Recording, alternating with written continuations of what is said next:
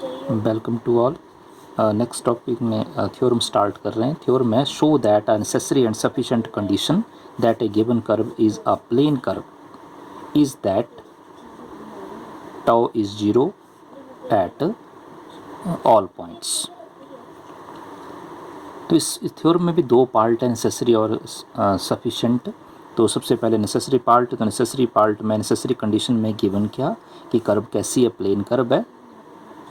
If given curve be a plane curve तो क्या prove करेंगे, टाउ इज़ जीरो। टॉर्जन की वैल्यू क्या प्रूव करनी है, शो करनी है जीरो के बराबर at all points on a given curve. तो इस थ्योरम में क्या फाइंड करना, क्या बताया इसमें फर्स्ट पार्ट में कि टाउ की वैल्यू जीरो। तो टाउ की वैल्यू दी आपको प्रीवियस लेक्चर में बताया, आपको टॉर्जन की वैल्यू फाइंड की थी।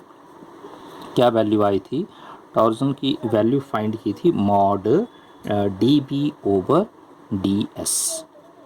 और D B over D S B का derivative with respect to S है, तो इसे आप शॉर्ट फॉर्म में कैसे रिप्रेजेंट करोगे, B dash.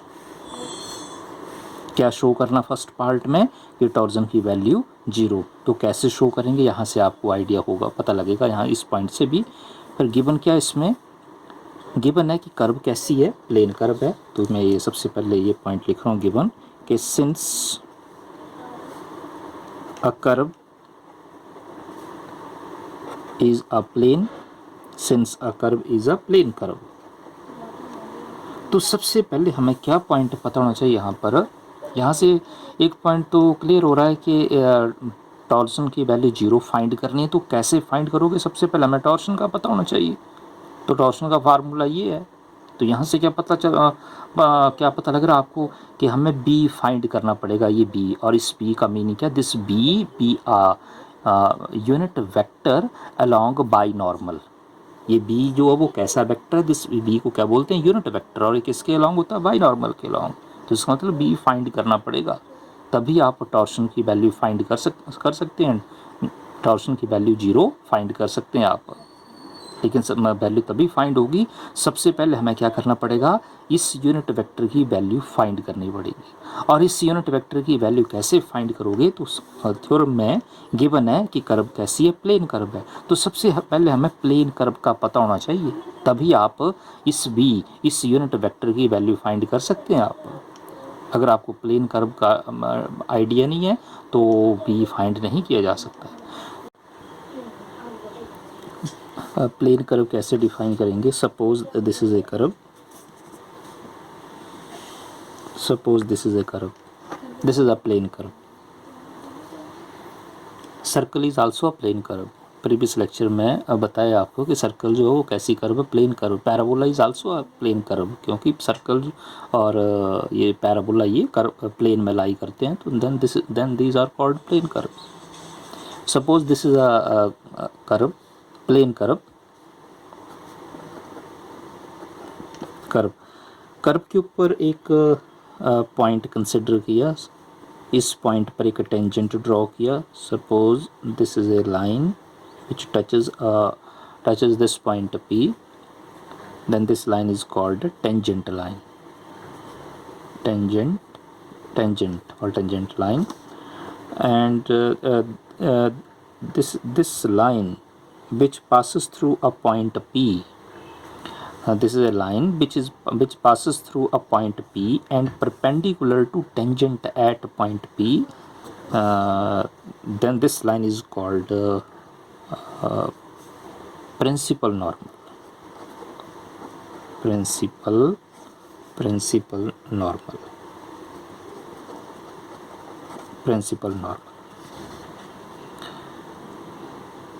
And this principal normal lies in, ये डेफिनेशन आपको ऑलरेडी बताई है, and this principal normal lies in osculating plane.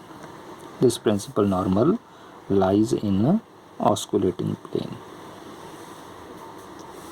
Osculating plane कैसा plane, the plane passing through T and N. Tangent के along unit vector को T से represent करते हैं। This T represents unit vector along unit vector along a tangent. And small n be a unit vector along a principal normal.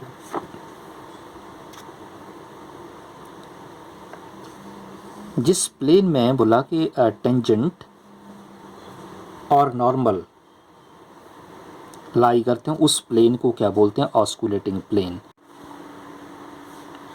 This means that both tangent and principal normal at all points, ये एक point की बात नहीं कर रहा, सारे points इस curve के ऊपर आप कहीं भी पॉइंट कंसिडर करो, चाहे पॉइंट आप यहाँ कंसिडर करो पी पॉइंट, चाहे पॉइंट यहाँ कंसिडर करो, चाहे पॉइंट आप यहाँ कंसिडर करो, चाहे पॉइंट आप यहाँ कंसिडर करो, कहीं भी इस कर्व के ऊपर, इस प्लेन कर्व के ऊपर आप पॉइंट कंसिडर करोगे, टेंजेंट और नॉर्मल कहाँ लाई करेंगे? इसी प्लेन में लाई करेंगे। कौन किस प्लेन में? ऑस्कुलेटिंग प्लेन में, क्योंकि ऑस्कुलेटिंग प्लेन ऑस्कुलेटिंग प्लेन, क्योंकि ऑस्कुलेटिंग प्लेन कैसा प्लेन होता है? जो किससे पास होता है? टी और एन से पास होता है।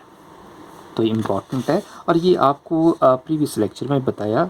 Suppose this is 3 dimensional T N B, तो यहाँ बताया था कि जो प्लेन जो वो टी और एन से पास होगा, कि ऐसा प्लेन जो टी और एन से पास होगा उस प्लेन को क्या बोलते हैं? ऑस्कुलेटिंग प्लेन बोलते हैं।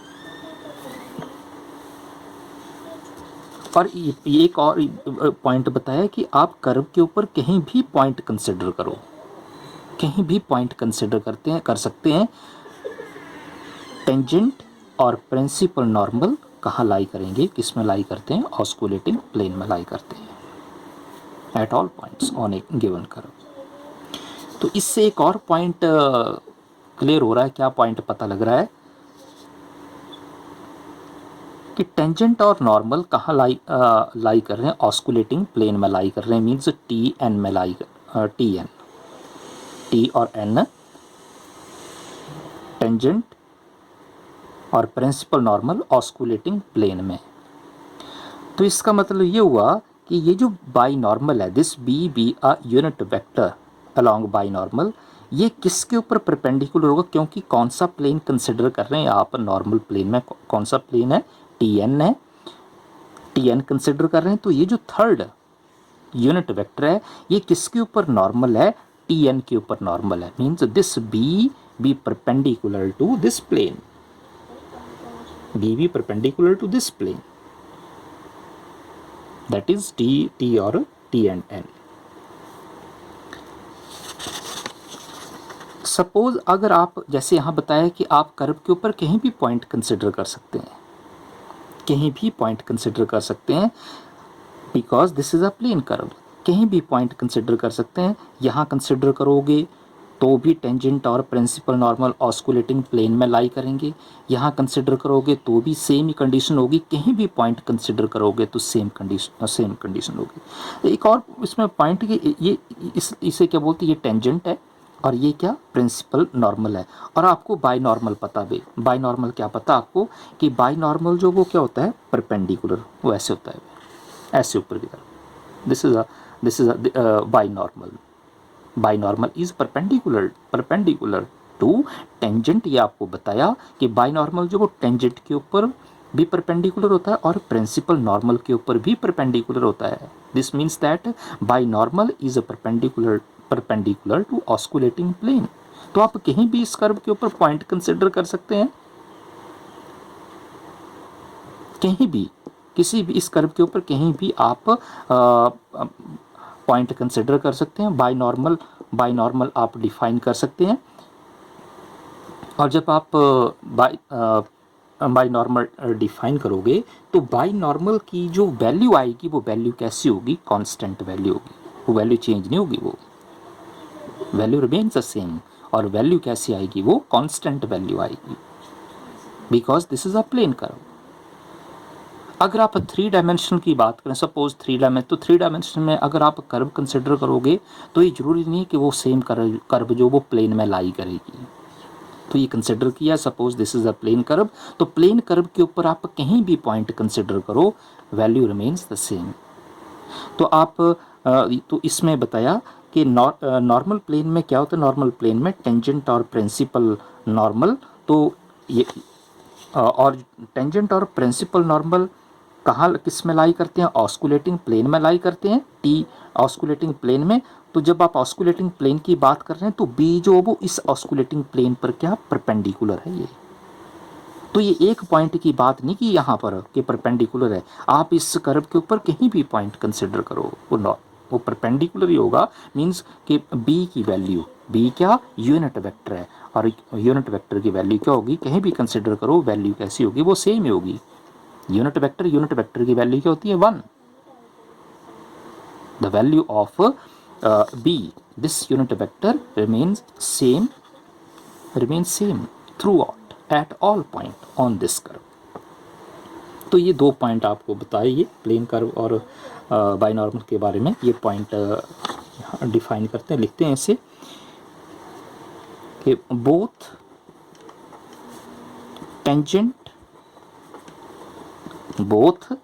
Tangent and principal normal, both tangent and principal normal at all points, at all points lies in the plane, lies in the plane of the curve, that is it lies in the osculating plane, it lies in the osculating plane at all points of the curve, at all points of the curve। तो ये first point. और second point क्या बताया कि osculating plane में क्या perpendicular होता है, बाइनॉर्मल परपेंडिकुलर होता है। तो ये पॉइंट लिख रहा हूं मैं आगे, ये 2 पॉइंट बताए। This implies B is perpendicular, B is perpendicular to the plane. कैसा plane, osculating plane. B is perpendicular to osculating plane. B means unit vector, that is unit vector B. ये जो बी है ये unit vector किसके along होता है, binormal के along. Means that is unit vector B, B is along binormal is perpendicular to osculating plane. Perpendicular का मतलब क्या पॉइंट बताया कि आप इस कर्व के ऊपर कहीं भी पॉइंट कंसिडर करो, वैल्यू क्या होगी, सेम होगी। मीन्स बी की वैल्यू क्या होगी, कांस्टेंट होगी। तो ये लिख रहा हूँ मैं आगे, देयरफॉर बी इज कांस्टेंट। और वैल्यू क्या, क्योंकि बी क्या यूनिट वेक्टर है तो वैल्यू क्या होगी, 1 होगी। नेक्स्ट स्टेप में क्या करोगे आप, डेरिवेटिव फाइंड करोगे विद रिस्पेक्ट टू एस। क्योंकि प्रूव क्या करना है, क्या बताया आपको यहाँ पर, क्या प्रूव करना, ये स्टेप बताया था आपको कि टॉर्शन की वैल्यू जो क्या प्रूव करनी है 0 के बराबर। और टॉर्शन की वैल्यू आपको बताई है प्रीवियस लेक्चर में, D B mod D B over D S, जैसे शॉर्ट फॉर्म में बी डैश पे लिखते हैं। तो यहाँ आपको बताया कि टॉर्शन की वैल्यू 0 कैसे फाइंड करोगे। तो उसके लिए क्या करना पड़ेगा आपको unit vector along by normal की, मीन्स बी की वैल्यू फाइंड करनी पड़ेगी। ये देखो बी फाइंड हो गया। तो अब आप इसे सॉल्व कर सकते हैं आगे। मीन्स वी का derivative with respect to S, यहाँ लिखा है by using definition, differentiating with respect to S भी गेट। तो जब आप derivative with respect to S find करोगे तो क्या आएगा, D B over D S, this is equal to, और कांस्टेंट टर्म का डेरिवेटिव क्या आएगा, 0। और इसे आप शॉर्ट फॉर्म में बी डैश पे लिख सकते हैं, means B dash is 0। Because torsion की वैल्यू क्या, फार्मूला क्या, तो फार्मूला ऑलरेडी पता, भी know torsion is mod D B over D S या मॉड बी डैश, और बी डैश क्या आया, 0। तो टॉर्जन की वैल्यू भी क्या, 0। This completes the first proof. This is the necessary condition of this theorem. तो इस थ्योरम में फर्स्ट पार्ट में क्या प्रूव किया कि अगर बोला कि curve plane curve, suppose if a curve be a plane curve, तो क्या शो किया फर्स्ट पार्ट में कि टॉर्जन की वैल्यू कर्व के ऊपर आप कहीं भी पॉइंट कंसिडर करोगे वैल्यू क्या आएगी, 0 आएगी। तो ये फर्स्ट पार्ट था और ये सिंपल। नेक्स्ट है sufficient condition.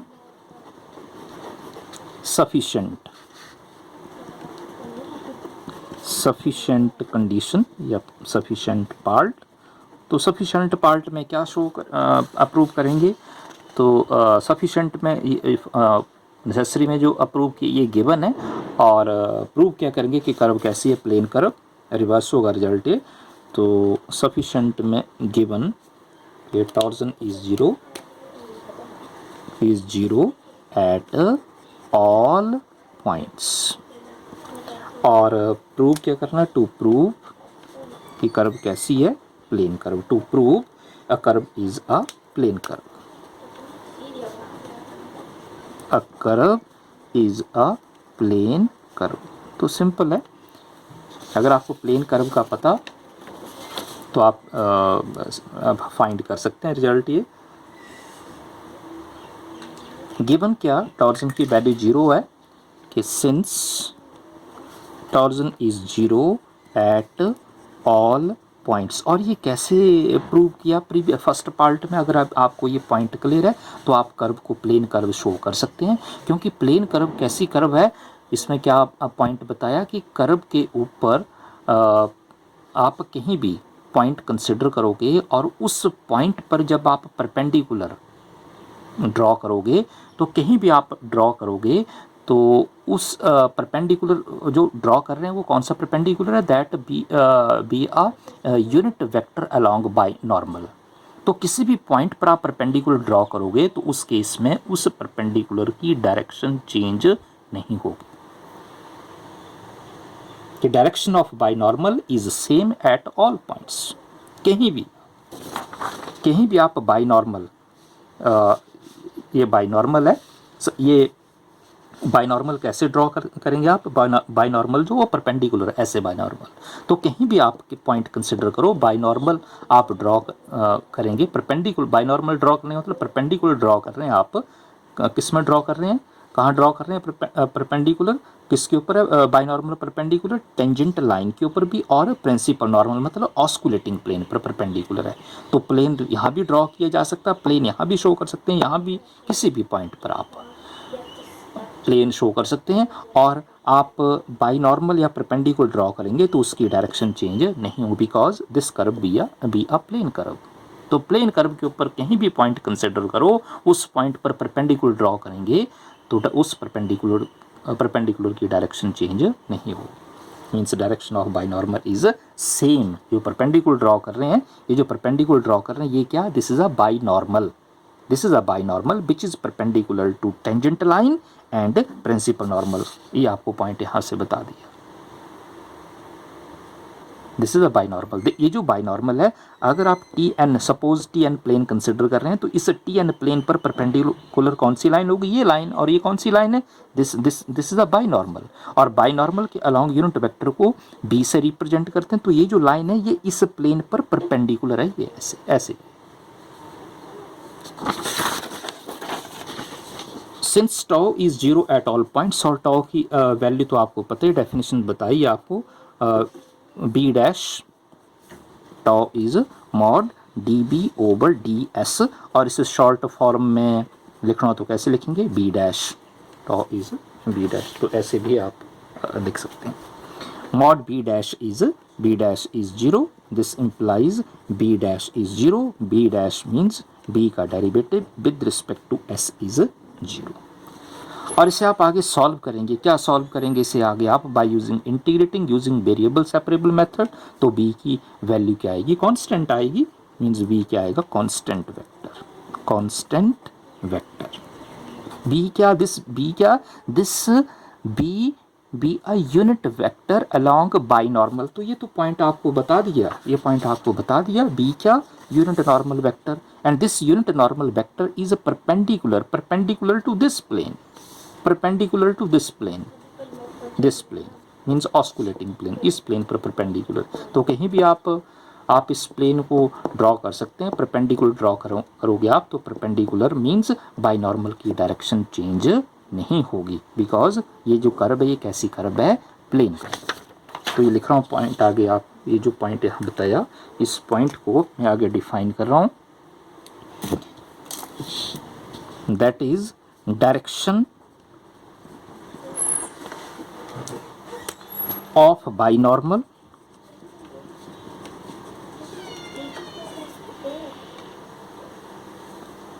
is same at all points of the curve. Direction of binormal is same at all points of the curve. और बाइनॉर्मल जो वो किसके ऊपर परपेंडिकुलर है, ऑस्कुलेटिंग प्लेन में परपेंडिकुलर है। तो आप इसे ऐसे लिख सकते हैं, this implies osculating plane is same, osculating plane is same at all points of the curve, कहीं भी प्लेन ड्रॉ किया जा सकता है। ये आपको बता दें, कर्व के ऊपर कहीं भी आप पॉइंट कंसिडर कर सकते हैं, प्लेन शो कर सकते हैं, उसमें आप नॉर्मल प्लेन डिफाइन कर सकते हैं। That is osculating plane contains the curve, hence. तो क्या यहाँ से क्या पता लगा, यहाँ से क्या पॉइंट क्लियर हुआ कि आप कर्व के ऊपर कहीं भी पॉइंट कंसिडर करोगे तो चेंज नहीं होगा, बाइनॉर्मल की डायरेक्शन चेंज नहीं होगी। अगर डायरेक्शन चेंज नहीं होगी तो फिर इसका मीनिंग क्या हुआ कि ये जो आपने कर्व ड्रॉ की, ये कर्व कैसी है, plane curve. Hence the curve must be a plane curve. तो सिंपल थ्योरम है ये, डेफिनेशन क्लियर होनी चाहिए। डेफिनेशन पता आपको तो थ्योरम आप प्रूव कर सकते हैं। Thank you.